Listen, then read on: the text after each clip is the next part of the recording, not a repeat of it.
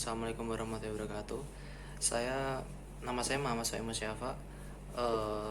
NIM saya A12 2019 06172. Saya dari kelas 6206.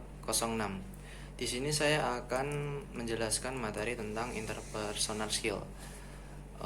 Tujuan kita untuk mempelajari interpersonal skill adalah mampu mengembangkan keterampilan interpersonal yang efektif, mampu memahami kekuatan dan kelemahan dan serta menggunakannya untuk mencapai tujuan, mengenali latar belakang pencapaian tujuan, merancang rencana pengembangan diri, menyadari pentingnya memahami sikap pribadi dan sifat diri, mengenali prasangka dalam diri yang menjauhkan pemahaman dan penghargaan kepada orang lain, berkomunikasi secara efektif dengan mengembangkan kemampuan mendengarkan yang efektif, menyampaikan pesan dengan jelas, membangun tim yang efektif dan menghindarkan perselisihan dalam penugasan, memahami konflik, sebab dan dari akibatnya serta mengelola konflik. Lalu apa itu keterampilan interpersonal skill?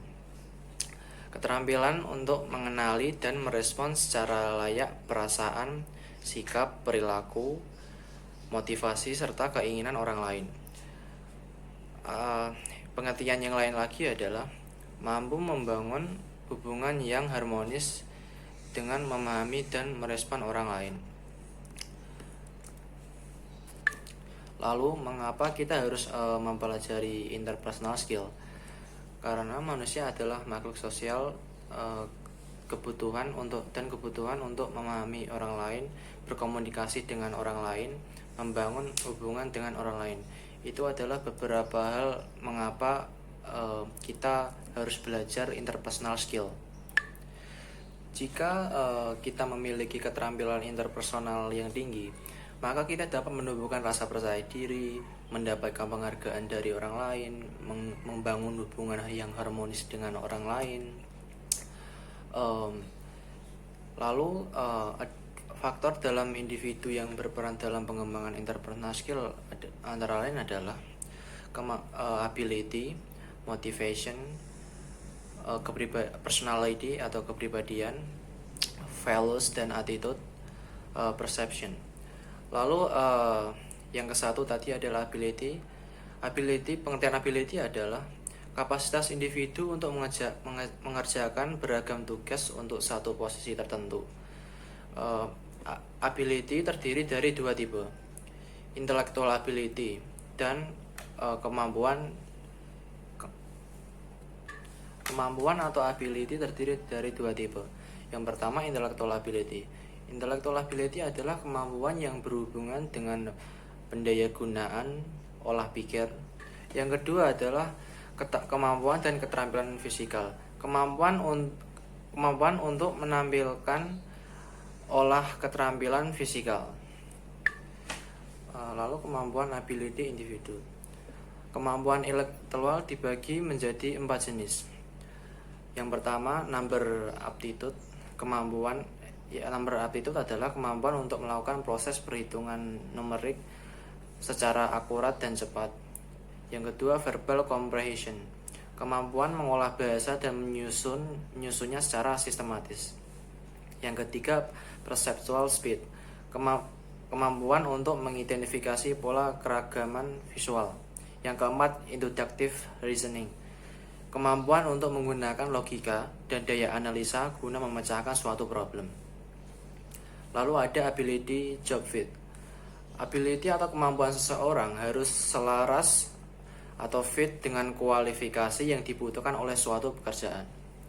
Kombinasi kemampuan intelektual dan keterampilan motorik merupakan elemen utama yang akan menentukan kualitas kinerja individu. Lalu personality atau kepribadian. Apa itu personality? Kumpulan beberapa sifat yang menjadi ciri seseorang. Contoh sifat pemalu, pendiam, luwes, atau suka berbicara banyak, dan lain sebagainya. Faktor pembentuk personality itu adalah keturunan, lingkungan, situasi, atau teman kita sendiri. Lalu ada beberapa tipe kepribadian. Ada sanguin, kolerik, melankolik, plekmatik. Lalu saya akan menjelaskan apa itu macam-macam sikap. Yaitu yang pertama adalah sanguin. Orang sanguin ini adalah orang yang populer, suka cerita, banyak omong, dan selalu menjadi pusat perhatian dari orang-orang di sekitarnya, gampang bergaul. Salah satu kelemahannya adalah sifatnya yang moody atau tergantung suasana hati. Kadang ia cepat gembira, namun tiba-tiba menangis, atau sebaliknya. Profesi yang berkutat di bidang entertainment, hiburan, biasanya diwarnai dengan orang-orang yang bertipe sanguin. Yang kedua ada kolerik. Orang kolerik ini mempunyai beberapa ciri, yaitu mempunyai jiwa kepemimpinan, berwibawa, punya kemampuan kuat, serta biasanya gampang menyuruh-nyuruh orang lain. Lalu kelemahannya tidak semua orang mau disuruh-suruh. Orang yang menjadi pemimpin atau manajer biasanya bertipe koleris. Lalu ada melankolik. Melankolik ini ciri-cirinya adalah perfeksionis, suka akan hal-hal yang detail dan membutuhkan ketelitian. Salah satu kelemahan orang melankolis adalah karena sifatnya yang terlalu perfeksionis, kadang-kadang suka menunda-nunda pekerjaan sampai terciptanya suasana yang sempurna. Orang yang bekerja di bidang penelitian atau riset biasanya bertipe melankolis. Lalu ada plekmatik. Orang plekmatik ini biasanya cinta damai, sifatnya mengalah, tidak mau terlibat dalam perdebatan. Kelemahannya antara lain karena terlihat lemah, kadang-kadang dipermainkan oleh orang lain atau biasanya gampang dimanipulasi oleh seseorang. Orang plekmatis biasanya ada di profesi-profesi yang tidak banyak konflik. Lalu tipe kepribadian tadi itu membutuhkan kebutuhannya masing-masing. Yang pertama, kolerik membutuhkan banyak tantangan, kritikan, yang lalu diberitahu apa yang Anda mau dihargai, mempelajari hal baru, perasaan kompeten. Yang sanguin kebutuhannya adalah situasi yang demokratis, berbagai variasi hidup, kesenangan, pengakuan publik, banyak teman. Plekmatik kebutuhannya adalah diberi penjelasan bagaimana melakukan sesuatu, pemberitahuan sebelum perubahan terjadi, waktu untuk menganalisa, rasa aman, lingkungan yang stabil. Lalu melankoli, terciptanya keberanian, waktu yang cukup untuk memproses informasi, dihargai secara individual, berpikir secara detail. Ada beberapa komponen utama personality yang memiliki pengaruh dalam perilaku individu ketika bekerja di suatu organisasi yang sangat penting untuk kita.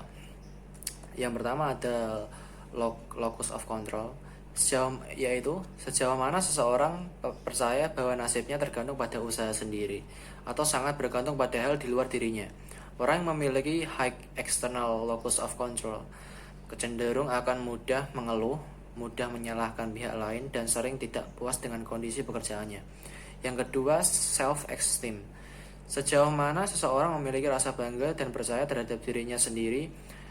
Individu yang memiliki high self-esteem cenderung lebih sukses dalam menjalani hidup dibandingkan low self-esteem. Yang ketiga, risk taking. Sejauh mana seseorang memiliki keberanian untuk mengambil resiko. Lalu ada perception. Perception adalah cara seseorang mengorganisasikan dan menafsirkan data dan informasi yang diterima. Proses ini dilakukan agar kita mampu menangkap makna di balik deretan informasi yang kita terima. Lalu ada juga faktor yang menentukan persepsi kita. Yang pertama, perceiver atau penerima informasi.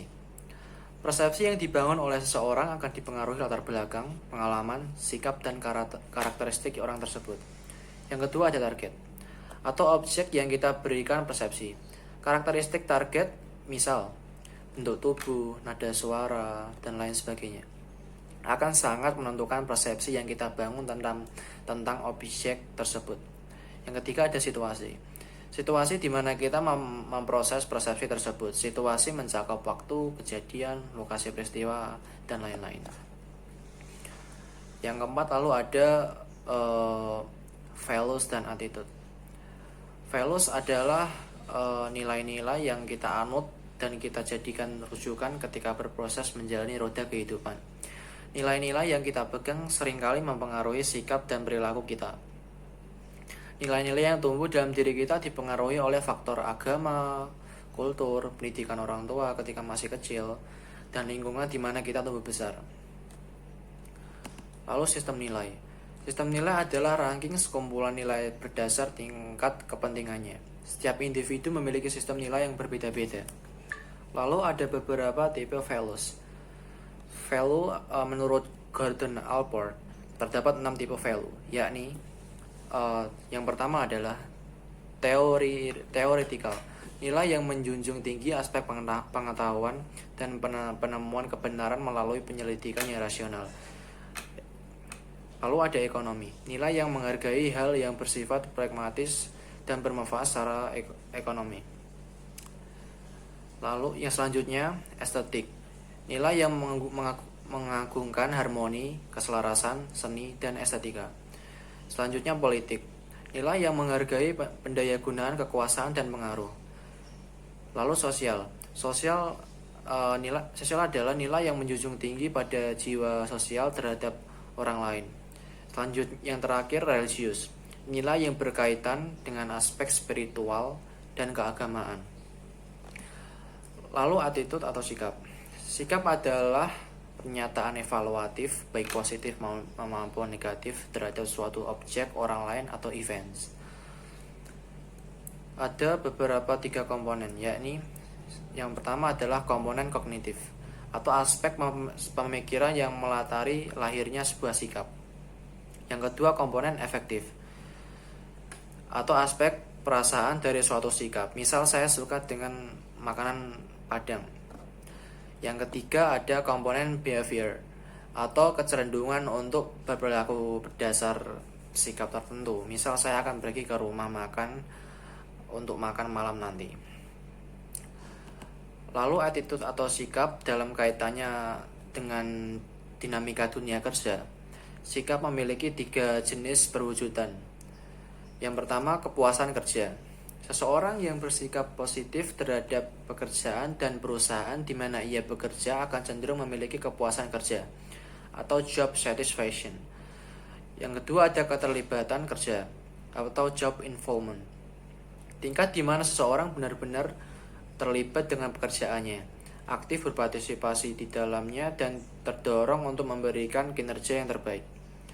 Lalu ada organizational commitment. Orientasi itu adalah orientasi dan komitmen seseorang terhadap perusahaan di mana ia bekerja. Lalu yang kelima ada motivation. Motivasi adalah kemampuan untuk menampilkan usaha yang optimal guna mencapai sasaran yang telah ditargetkan. Motivasi didorong oleh keinginan untuk memenuhi kebutuhan individual. Lalu ada faktor penentu motivasi. Menurut Herzberg menyebut 2 komponen yang menentukan motivasi kerja karyawan. Yang pertama komponen motivator.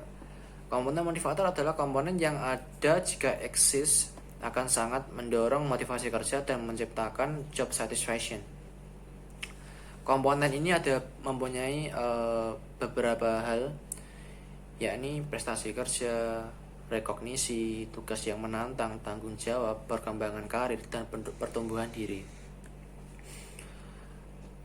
Lalu faktor penentu motivasi yang kedua adalah komponen higien, yakni komponen yang jika ada atau eksis membuat karyawan tidak kecewa, namun jika tidak eksis akan benar-benar membuat karyawan tidak puas. Komponen ini meliputi hal-hal yang pertama, hubungan dengan atasan, gaji, kondisi kerja, hubungan dengan rekan kerja, hubungan dengan bawahan, lalu ada keamanan kerja. Nah, itu tadi adalah penjelasan saya tentang interpersonal skills. Sekian dan terima kasih. Apabila ada yang kurang atau salah kata, saya minta maaf. Wassalamualaikum warahmatullahi wabarakatuh.